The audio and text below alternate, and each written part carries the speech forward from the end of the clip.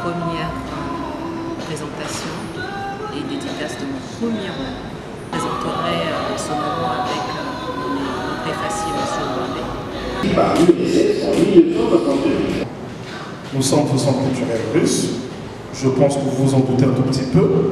Dans quelques instants, je passerai la parole à monsieur le directeur du centre pour son mot de bienvenue. Mais avant toute chose, je vais vous inviter à vous livrer à un de mes exercices favoris. C'est faire comme moi. Sortir votre téléphone 20G, vos magnifiques Android comme le mien. Vous avez le choix. Option 1, mettre en mode vibreur. Option 2, silencieux. Option 3, l'éteindre. Ou option 4, si vous avez assez d'argent, cassez votre téléphone. À la fin de la cérémonie, vous pourrez toujours en acheter. Ce ne sont pas des boutiques qui manquent dans la ville. Vous savez pourquoi on vous demande cela? C'est parce que nous voulons échanger. Vous allez nous écouter dans un premier temps, après que nous allons écouter monsieur le directeur. Et ensuite, le micro va se balader. On veut aussi vous écouter. Bienvenue. Pour ce livre, j'ai pris la connaissance de ce livre. D'après moi, même si je ne suis pas grand spécialiste en littérature, c'est la littérature pour les femmes. Ce n'est pas étonnant qu'on voit beaucoup de femmes dans notre salle. Cette littérature existe dans tous les pays. Peut-être c'est un changement de la littérature classique qui était, on peut dire, de caractère général. Des littératures qui sont destinées à différentes audiences. En Russie d'ailleurs, les livres, comme on dit, de la littérature féminine sont très connus, sont très lus, sont très populaires. Il y a des auteurs, ce sont souvent des femmes qui publient ces livres qui sont... D'ailleurs, dans notre bibliothèque en Russe, il y a pas mal de livres aussi pour les femmes, parce que la population russophone ici, ce sont plutôt les femmes. Et c'est pourquoi on ne peut que sauver cette tendance. Nous serons ravis de côté les débats à ce sujet. Bon, en tout cas, je ne peux que saluer cette initiative. Je ne peux que souhaiter bonne chance à l'auteur de continuer son travail et nous serons ravis d'entendre et d'écouter et de savoir qu'il y a de nouveaux livres qui sont publiés. Bonne chance. Merci beaucoup. Les questions ne seront pas seulement adressées à l'auteur, mais le plus intéressant, c'est que nous fassions une sorte de discussion, échangeant entre nous. Nous sommes tous ici et toutes ici des passionnés de lettres. Monsieur le directeur du centre a dit que c'est la littérature féminine. À vous de nous dire si vous êtes d'accord ou pas. Qu'est-ce que vous trouvez de féminin là-dedans? Qu'est-ce que vous ne trouvez pas de féminin là-dedans? Et merci encore pour les conseils avisés. L'auteur a des tapisseries qui sont en souffrance. Nous reviendrons ici sans doute dans les mois à venir et avec une meilleure collaboration de votre côté pour effectivement trouver le meilleur moment pour faire cet échange. Pour information, c'est une première. C'est la toute première fois que Jessica publie un ouvrage et c'est aussi la première fois, je suppose, qu'elle se retrouve face au public pour en parler. Et pour qu'elle en parle, on a besoin de vous tous et de vous toutes. Vous voyez que pour les deux premières questions, elle a bien répondu. Hein. Le fait que nous commencions avec un peu de retard, ça va, ça ne perturbe pas? Non. Ça va. Non, ça va. La ponctualité n'est pas congolaise. Ah, vous avez entendu, hein? Alors, qu'est-ce que ça fait de voir son nom sur la première de couverture d'un livre? Et même sur la quatrième, hein, parce que là aussi, on va reprendre. Surtout que c'est la première fois. Qu'est-ce qu'on ressent? C'est notre identité qu'on voit. C'est pas seulement un honneur, c'est pas seulement une fierté, mais c'est notre empreinte qu'on reste quelque part. Vous écrivez depuis quand? En fait, on écrit depuis qu'on est. Moi, je pense qu'on écrit depuis notre naissance. On écrit notre histoire depuis notre naissance. Et puis, on retranscrit ce qu'on remarque, ce que l'on constate, ce que l'on observe. Et pourquoi publier maintenant? Et j'ai voulu publier maintenant. J'ai eu l'occasion d'avoir un éditeur. Ah. Mais j'ai commencé à tout mettre sur papier. Je peux dire depuis 97. 22 ans. Donc le prochain livre, c'est dans 22 ans? Oh. Quelques mois peut-être. D'accord. Et pourquoi ce livre précisément? Pourquoi Le Courrier? Pourquoi Le Courrier? Le Courrier, c'est la surprise, c'est ce qu'on ne connaît pas, c'est ce qu'on doit découvrir. Et dans Le Courrier, quand on regarde Le Courrier, on se demande il y a quoi dedans? On s'interroge. et on est pressé de lire. Je suis passé par plusieurs sentiments. Le choc, la surprise. Est-ce que vous avez envie de choquer en écrivant ce livre? Le fait de se réveiller, on est choqué. On est choqué de tout. De l'air qui est pollué, on est choqué. Pourtant, on sait que c'est pollué, mais on est choqué quand même. Malgré tout. Malgré tout. Et je voudrais créer cette différence de choc parce que c'est important. Ça stimule un peu le cœur, je pense. Mais de quoi ça parle? Le courrier, c'est l'histoire d'un courrier. Le courrier n'est pas le personnage principal. C'est une dame qui vit une certaine souffrance, donc qui vit certaines souffrances dans son couple et qui un jour décide de siffler la fin de la récréation.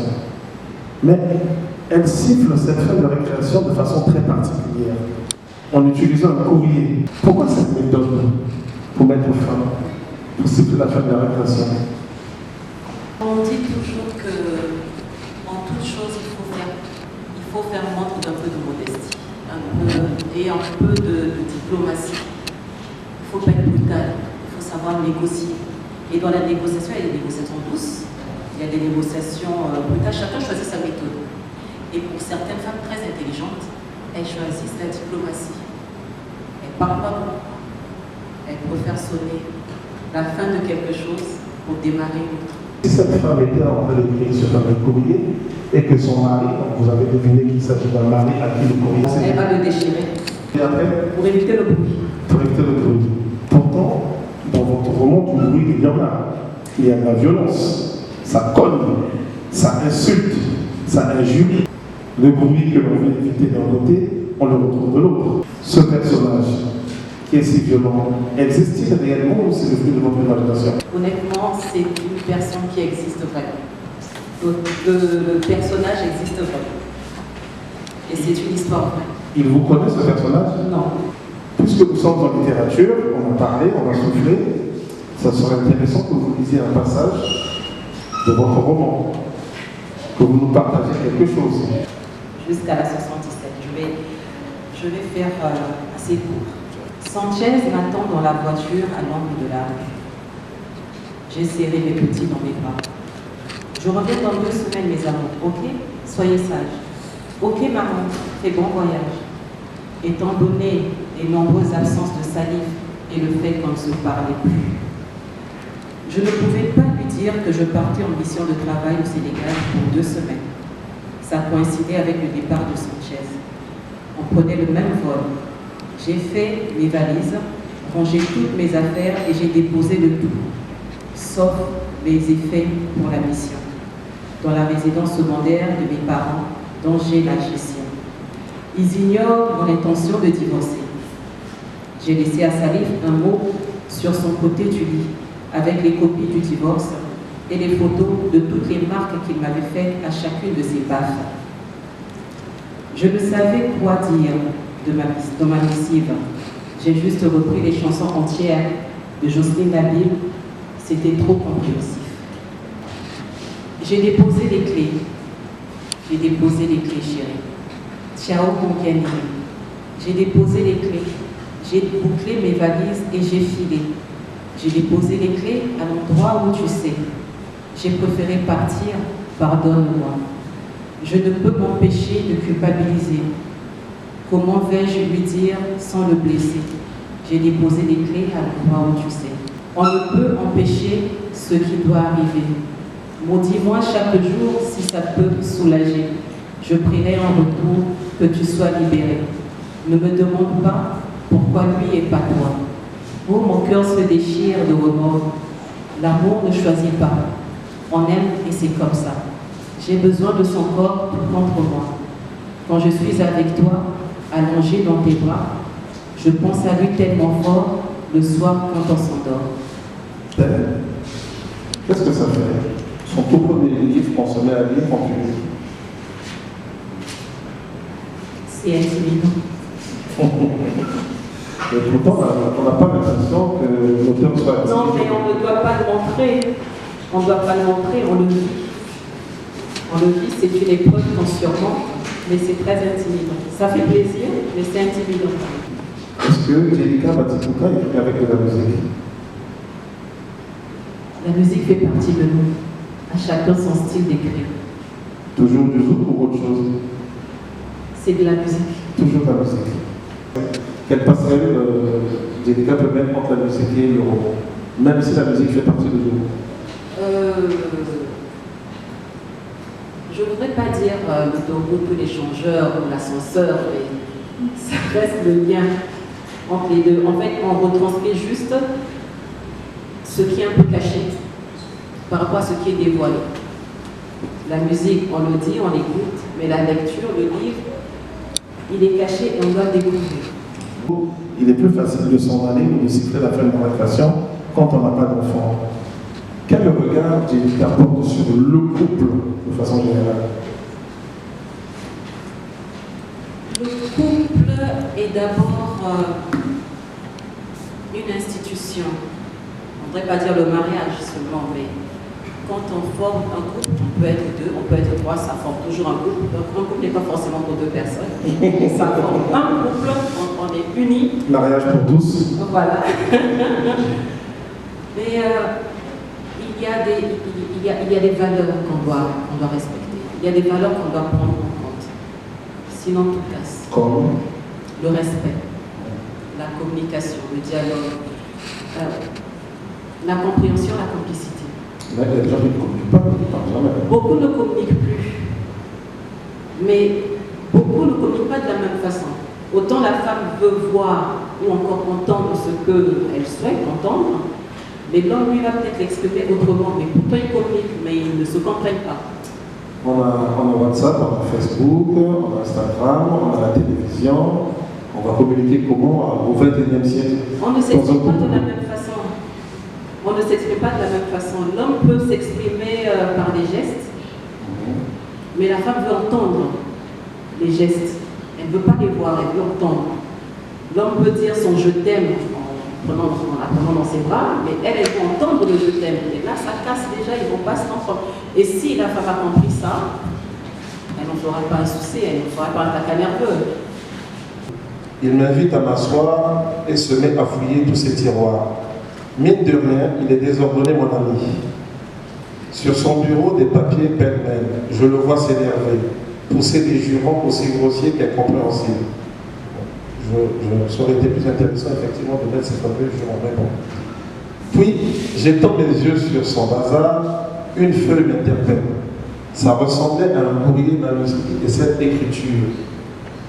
écriture, je la reconnaîtrai par mon livre. Je tire la feuille, elle était pliée dans une enveloppe. Il y avait autre chose dedans. Ce que je découvre me glace le sang. C'était l'écriture de Rina. Elle avait adressé son courrier à mon ami il y a quelques jours. Elle avait joint des photos de ma barbarie, les mêmes qu'elle avait transmises à ses parents. Quand je lève les yeux, je vois Gaëtan pétrifié. Il est devant moi, ne sachant quoi dire, en me voyant avec la lettre de Rina dans les mains. Tu veux bien m'expliquer, lui demandai-je, tout tremblant de colère. Écoute, Salif, il n'a pas eu le temps d'achever sa phrase quand le coup de poing est parti. Non, mais c'est la poisse ou bien le sort s'est chargé de me régler mon compte. D'abord mon beau-père, ensuite mon ami, trop d'émotions en une seule journée. Il n'a pas eu le temps de m'expliquer. En fait, je n'ai pas voulu l'entendre. J'avais trop de colère en moi. Je n'en pouvais plus. L'air devenait de plus en plus lourd. Je suffoquais. Il fallait que je quitte ces lieux. J'ai arrêté un taxi et direction des Rapides. Un autre site touristique au sud de la ville. C'est au bord du fleuve Congo où on voit de l'autre côté de la rive la capitale du pays voisin, Kinshasa. Nous sommes les seules capitales du monde à être autant rapprochées. Ce sont de très bons amis, de vieux amis. Sur cette police, on est la charge, la responsabilité. Et son ami va découvrir sur sa table le même courrier que sa femme lui a laissé en partant. Lui, il est honnête, il reconnaît qu'il a été barbare. Je me mets à la place du commissaire de police. Comment un homme réagit en se rendant compte que son ami a trouvé ce fameux courrier sur son bureau? Et lui, je ne l'ai jamais dit à son ami. Et je me mets à la place du boxeur, le barbare, appelons-le ainsi. Comment on réagit? Est-ce qu'on réagit forcément comme lui, avec ce coup de poing? Et c'est là que j'ai envie de poser la question à Jelika. Ce coup de poing a-t-il existé ou c'est le fruit de l'imagination de l'auteur? Ce coup de poing n'a pas existé, c'est le fruit de mon imagination. Pourquoi l'avoir créé? Mais l'imagination, elle est fructueuse, on ne peut que l'accueillir, on ne peut que la prendre, elle est à notre disposition. Parce que quand vous allez lire le livre, là je ne vous dévoile pas tout, il se retrouve devant son beau-père avant que le public ne parle. Moi j'ai envie de me tourner encore une fois vers Angelica pour dire, en quelques mots, en une phrase ou deux ou trois, qu'est-ce que Angelica veut dire pour attirer le monde? Souvent, quand on fait face à certaines situations, le départ est salvateur. On a besoin parfois d'aller sur le sens. C'est pas forcément une fuite, c'est aller chercher c'est aller chercher le calme. Je vous promets que dans un an, Angelica nous aura offert 3 ou 4 livres parce qu'elle n'a pas fini d'explorer l'univers du couple. Et pour moi, je tiens à te le dire, tu es une excellente sociologue du couple. Oui, sincèrement, parce que quand je dis que tu m'as surpris, il y a beaucoup de rebondissements. Ce livre, j'ai envie de le classer parmi les polars. Ça ressemble à un polar, mais il n'y a pas de meurtre, il n'y a pas de cadavre. Ça ressemble à une enquête policière, mais l'enquête qui est menée par le lecteur. Enfin, moi, le lecteur, je me suis mis dans la peau d'un policier en cherchant à savoir comment, pourquoi. Est-ce que monsieur va réussir à reconquérir sa femme? Ça, vous le saurez en lisant. Est-ce qu'elle reviendra? Vous le saurez en lisant. Comment vont réagir les enfants? Ça aussi, vous le saurez en lisant. Et sur ce, j'aimerais terminer, repasser la parole à Angelica pour savoir s'il y a quelque chose de plus à dire avant que le public ne bombarde de questions. L'imagination voyage. Et on n'a pas forcément besoin d'avoir le raisonnement d'une femme pour expliquer ce que la femme vit. On est dans une société où on entend tout, où on fréquente beaucoup de personnes et on se met, quand on les écoute, on se met à leur place et on comprend. Et en parlant dans le livre, en me faisant passer, en écrivant les sentiments que ressent un homme par rapport à la situation qu'il traverse, c'est le ressenti que l'on puise de certains témoignages.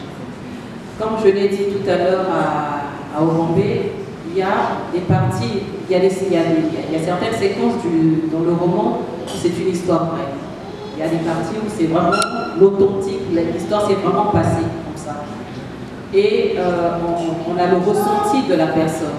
Et je n'ai fait que retranscrire cela en m'imprégnant de ce que cet homme devait ressentir face à la situation qu'il est en train de traverser. Et je suis souvent des films policiers, je lis beaucoup aussi, et je comprends un peu, j'ai un père qui est militaire, donc je comprends un peu comment les hommes peuvent réagir, en fonction déjà de leur métier, mais en tant qu'homme d'abord, comment ils peuvent réagir face à certaines situations.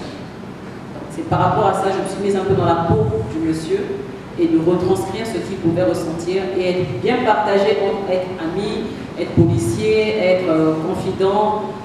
C'est pas évident de porter toutes ces casquettes, mais beaucoup le font. J'espère que ça... Angelica est très bonne amie. Alors, je dirais à Angelica, est-ce qu'aujourd'hui tu as décidé de nous offrir ce beau courrier pour exprimer tout haut ce que toutes les personnes pensent tout bas? Depuis peu, sur Facebook et même sur YouTube, c'est une coach, elle s'appelle Amande Chic.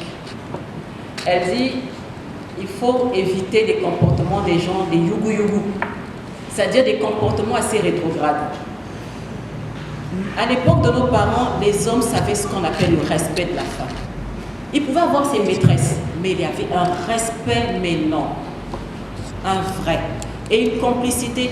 Et de nos jours, trouver des couples qui renferment un peu ce côté complice, c'est-à-dire des couples qui ont des valeurs, il n'y en a pas beaucoup. Parce que beaucoup sont dans l'hypocrisie. Et moi, je dis tout haut, un peu caché, ce que beaucoup vivent. Et meurent même parce qu'ils n'osent pas en parler, parce qu'il y a la famille qu'il y a la pression. On va vous dire, oui, il faut protéger ton couple, mais entre-temps, dans ce couple-là, on la bat tous les jours. Elle vit des frustrations, mais parce que la famille dit non, il faut protéger ton mari, non, il faut protéger ta femme. Mais on n'est pas, quand on est, on ne vit, quand on est, on ne naît pas avec tout le bagage, on ne sait pas tout. Et quand on parle de ce que l'on traverse, c'est parce qu'on a besoin d'un reconfort. Mais quand on vous dit, oui, il faut prier pour ton mari, mais je ne veux pas prier pour celui qui va me tuer demain. Je suis désolée. Il a l'âme pointée devant moi et je dois prier pour lui. Mais non, à un moment, il faut qu'on arrête. Donc c'est un peu ça. Beaucoup vont dire, ah oui, bon, je prie aussi, je veux qu'il y ait un changement. Il y a des gens qui ne changent pas. Ça, c'est indéniable, il ne faut pas rêver. Mais il y a des femmes ou des hommes qui se retrouvent dans des situations où ils se disent, est-ce que je vais m'en sortir? Et en lisant certains passages, on se rendra compte que la vie est précieuse. On n'a pas une vie aidée. On n'a pas 7 vies comme les chats, et encore il faut que ça se prouve. On n'a qu'une seule vie. Tant qu'on peut partir, peu importe ce que les gens diront, ils n'ont qu'à dire, hein, et puis nous on avance, comme on dit, le chien à bord, la caravane passe. Quand on voit le danger arriver, il y a des gens qu'on ne protège pas, on part. On ne va pas dire, oui, je vais rester pour mes enfants, mais ils vont grandir, ils vont partir, ils vont te laisser là. Tu vas rester moisir dans ton couple et puis lui, il va te taper dessus tous les jours. Donc, beaucoup se retrouveront dedans et vont comprendre que, écoutez, c'est proche, c'est bien, mais agir, c'est mieux. Et même si après, on s'en mord les doigts, mais on a agi, on a essayé de faire quelque chose. Peut-être qu'en ayant essayé, on aura trouvé une solution. Mais si on n'a pas essayé et que finalement la solution était peut-être ailleurs, on va regretter toute sa vie. Donc c'est un peu ça. Je dis tout haut ce que certaines hypocrites cachent. Voilà.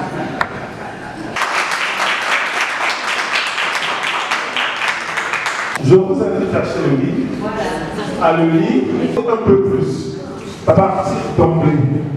Dans ce livre, je n'en dis pas comment. C'était bien, et moi j'aime quand les gens rigolent. Dehors, on savait ce qui se passe. Hein. Et...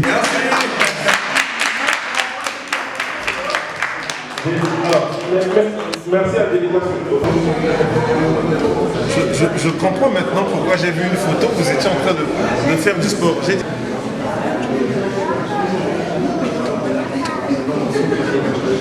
Bonjour, merci. Je suis Piero, je suis l'un des collègues de travail de Jellica. J'étais ravi d'être ici à la présentation de son livre aujourd'hui. Ça m'a fait très plaisir. Elle nous a tous invités, on a répondu selon la disponibilité de chacun. Ça m'a fait plaisir d'assister à cette présentation et à cet événement qui témoigne aussi des intérêts et des capacités de Jellica, au-delà de l'atmosphère, de l'ambiance de travail. Ça m'a fait plaisir de pouvoir être là et de pouvoir assister à ces efforts littéraires qui me semblent très intéressants. J'ai acheté son livre qu'elle a très gentiment dédicacé pour moi. Ça m'a fait très plaisir cette dédicace. Et maintenant je dois m'atteler à le lire, ce livre. C'est un livre de 92 pages, donc c'est pas très grand, mais depuis ce que j'ai pu lire, il me semble que les contenus, les textes très denses. Donc il faut le lire pas en vitesse, mais en cherchant de réfléchir aux implications et au message vraiment que Jellica a voulu transmettre. Merci. Bonjour, je suis Voilà au Bambi. Aujourd'hui, j'ai assisté à la séance de questions-réponses et aux dédicaces de l'auteur Madame Jellica Batiruka, qui a sorti sa première publication. Le roman s'appelle Le Courrier. Il s'agit d'un roman qui est particulièrement touchant pour des lectrices comme moi, tant il est un roman qui s'affirme féministe. Et j'en suis très fière, donc j'ai hâte de dévorer ce roman que je vais certainement lire d'une traite en un week-end. L'auteur m'a fait une jolie dédicace que j'ai hâte de lire avec plus d'attention également, et je la remercie pour tout et pour tout ce qu'elle fait en partageant ce message universel malheureusement à toutes les femmes du monde entier. Donc à vos lectures, au revoir. Merci, je me nomme Yves Mayala. J'ai été invité à suivre Jellica pour son livre. Ça a été très impressionnant. Il a parlé beaucoup plus de la femme qui subit souvent des décharges dans les foyers, sinon dans la vie quotidienne. Et voilà qui nous a fait comprendre, sinon qu'elle a eu à dire tout haut ce qui se dit bas des femmes. Qu'on ne peut pas subir parce que les enfants, on ne peut pas subir pour le plaisir de subir, car en fait c'est pas cela l'amour. Et qu'on ne pourra pas hésiter de partir parce que voilà, qu'on ne pouvait qu'être ancré parce qu'il y a les enfants, parce que, non. En tout cas, il a essayé de livrer un peu le temps sur cela. Et voilà, le livre regorge bien de choses qu'il faut vraiment prendre la peine pour le lire. En tout cas, c'est du bon. Beaucoup de choses s'invitent là-dedans. Et j'inviterai à tous vraiment de se préoccuper à parcourir au moins ce livre de Jelika. Sinon, les bonnes choses sont dites là-dedans. Merci. Madame Mathilde, la maman de Jelika, j'ai été très émue parce que c'était bien, et c'est bien de Jelika. Et ça ne me surprend pas d'elle parce que je sais que ma fille de son côté, elle a toujours écrit depuis toute petite.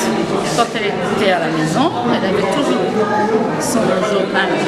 Elle écrivait,